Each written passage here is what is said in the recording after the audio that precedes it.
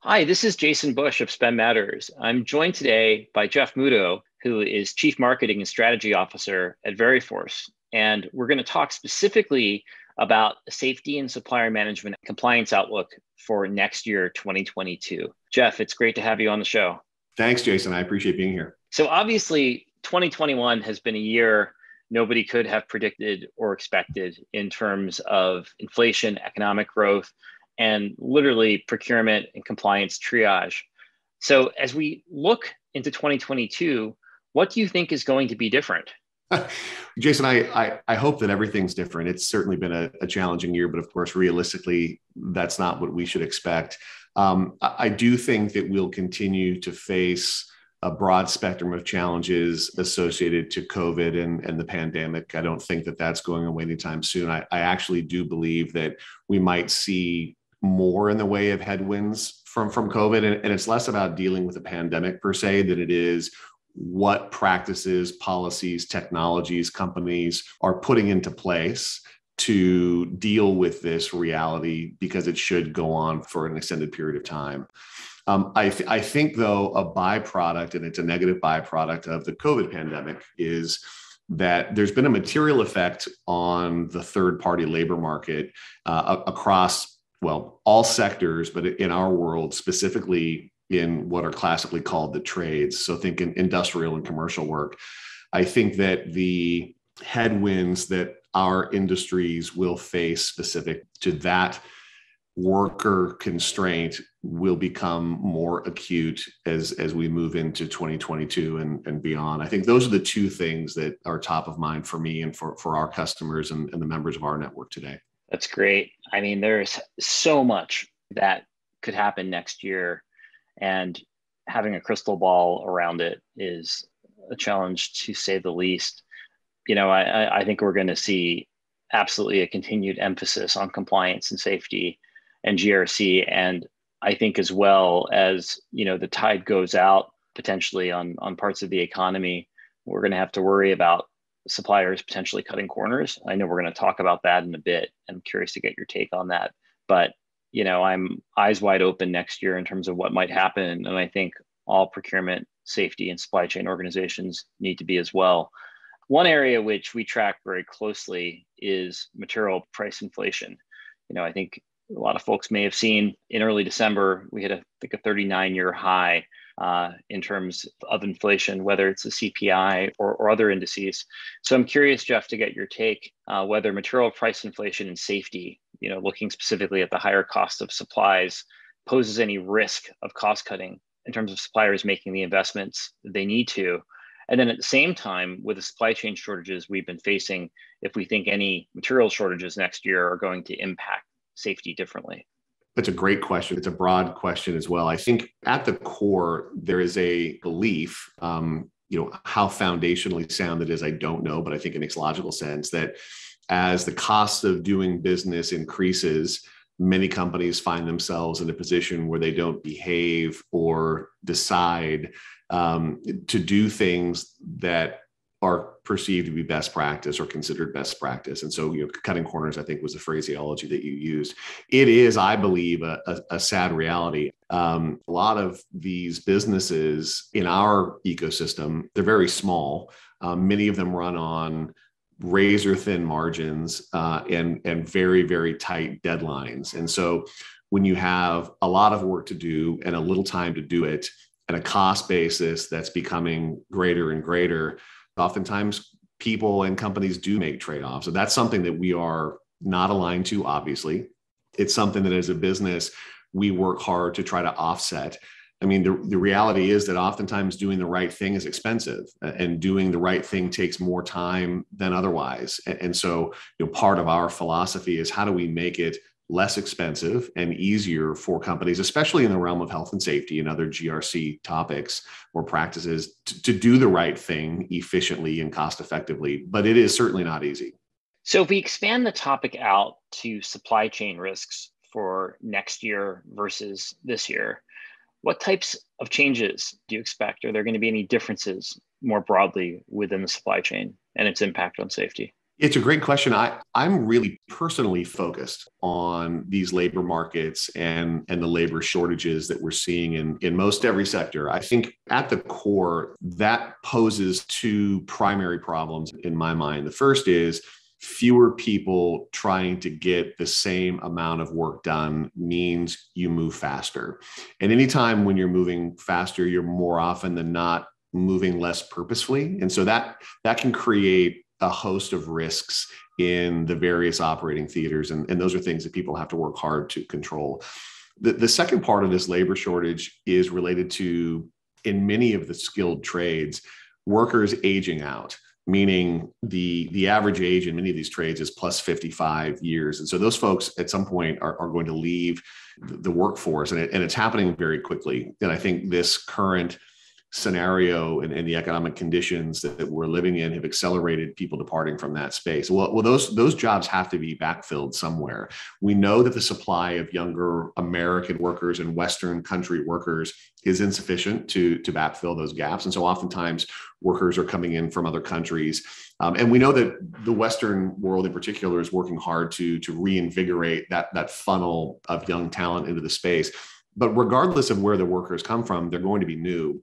And the risk from a health and safety perspective, but it's not just limited to health and safety, but using this data point, the risk of someone being injured in the first year of a new job is something like fourfold over folks that have been working in a particular craft for an extended period of time. And so you think about renewable energy, you think about traditional fossil fuel energy, you think about manufacturing, all of these sectors where there's dangerous work happening in the supply chains of large firms.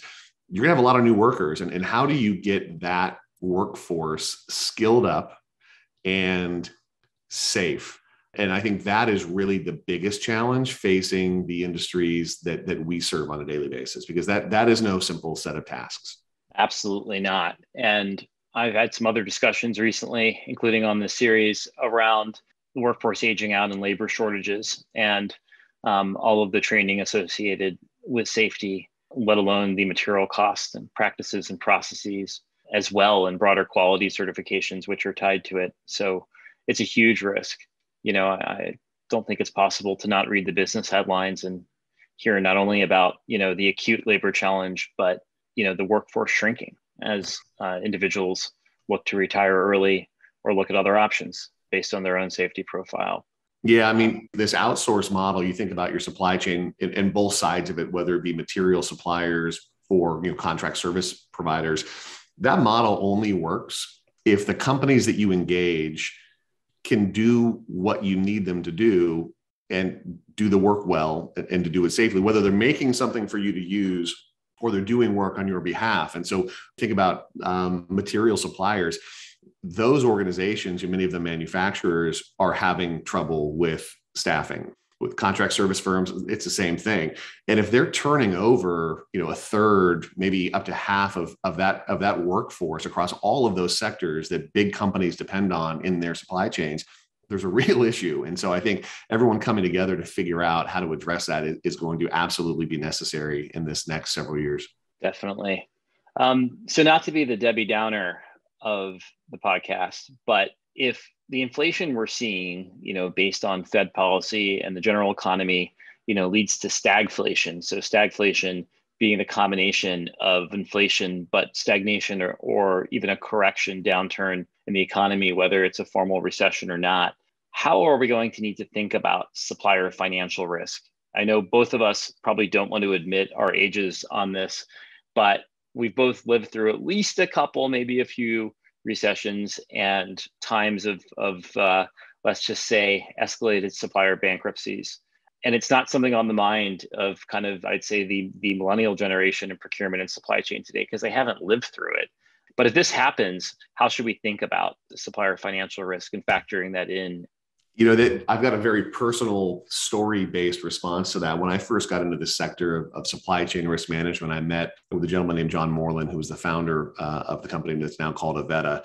And he and his co-founder were kind of not pitching me, but helping me understand their business and what they do. And it was all around health and safety. And I was a very traditional, Silicon Valley business guy. And at the end of it, I was very impressed. And I said, well, let me ask you a question, though. I said, what's worse, somebody at an oil refinery, losing an arm in a terrible accident, or a crew of 27 people not showing up to the site because the company that employs them was insolvent and couldn't make payroll. Because from my perspective, it's all about risk in general in the supply chain. Health and safety obviously is a monumentally important topic, and it's a huge driver in the work that many of us in this category do. And risk is far broader than just health and safety. And financial risk, it's a monumental issue. I mean, the reality is you're depending upon businesses to do what they say they're going to do for you, whether it be supply you goods to do whatever it is that you're doing with them, or to do work on your behalf. And if a company can't fulfill that contractual obligation, there are significant implications to your business operations, whether it be a project not being able to be completed or completed on time, or you not being able to build something. And so there's real concern in and around where we live around the financial viability of the members of the supply chain. And getting to, oftentimes these are very small businesses as well, Jason, as getting to a financial health score, if you will, on some of these small businesses is not the easiest thing in the world to do. So I do believe that we're going to see real emphasis on determining the financial health of the various partners in the supply chain. And it's going to be a good heavy lift and a complex issue to address. I couldn't agree more. And I think we're going to need additional ways to do it than just pulling a SARE score as we did 20 years ago. Completely agree. Not that there's anything wrong with the SARE score, but it's a multifaceted analysis we need to do, especially with smaller suppliers. So my final question is really one around ecosystem. So as we think about larger tech vendors, and we could say within procurement, it's Coupa and SAP, but we could expand that out to ServiceNow, Salesforce, Oracle, many others. But as these providers focus on building platforms and ecosystems of partners, in your view, what is the best way that customers of these ecosystems and platforms can ensure that the right data sources are included? So those could be best of breed ratings, certifications, extended network capability with supplier profiles, you name it. Because I think we can see a situation where even these giant tech firms realize they're a hub and they're not an island. But how should companies begin to think about it as they choose their ecosystem partners? And then what can the tech firms do themselves to ensure they have the right content, data, and compliance partners within their ecosystems? Yeah, another great question, and also multifaceted. I think in my personal experience, we've seen a fundamental shift, and the vendors that you just mentioned, I'm very familiar with all of them, and we sit kind of tangentially related to those. The pipeline of information between supplier, vendor, contractor, and the hiring client, right, the supply chain owner, is really just now open. And it started in our world, as I mentioned, it started with health and safety data flowing. But the reality is now companies want to know a lot more about the companies that they're partnered with. And so if I'm a hiring firm, there are a host of things that I would want to know about a company doing work for us or providing material to us. And you think about, it's not just risk, by the way, but I mean, that's where we tend to anchor. You think about child labor laws and anti-bribery, anti-corruption, and anti-slavery practices, and financial viability, as we've already discussed, and health and safety.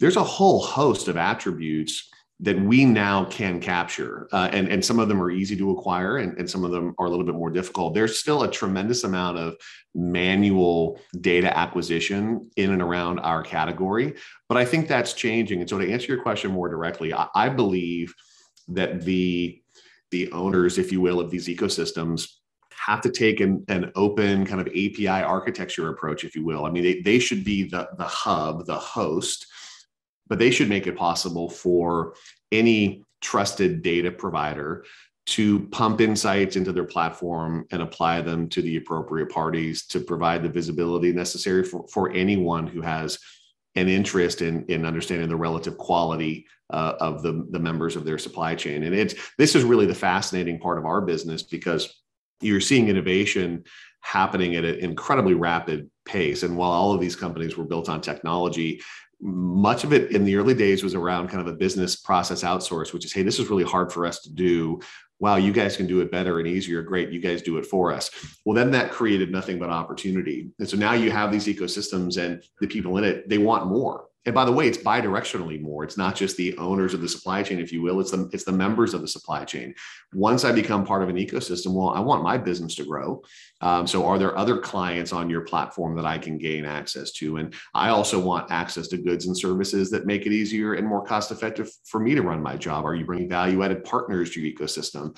And so I view all of these platforms as really in the early days. And I think, Coupa and SAP might argue that, but I believe, 5-7 years from now, we look at where we are then, and we will have just recently scratched the surface of what's possible. But now that these networks are in place and the technology that underpins them is sound, it really is about getting to what's next and then what's next and continuing with that exercise, because there's just more. And then that's what makes what we do so exciting.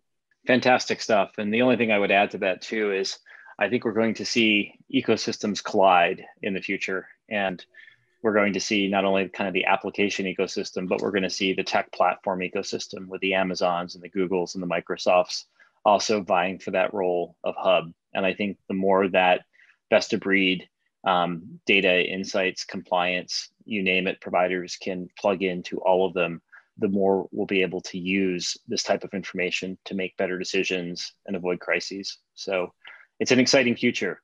Yeah, I agree with everything that you just said. It's an exciting time, and big things are happening. Consolidation is real, and it's going to continue for quite some time. Absolutely. Well, thank you so much, Jeff. It's been great speaking, and very much appreciate having you on the show. Thanks, Jason. Always good to see you. Always good to speak with you.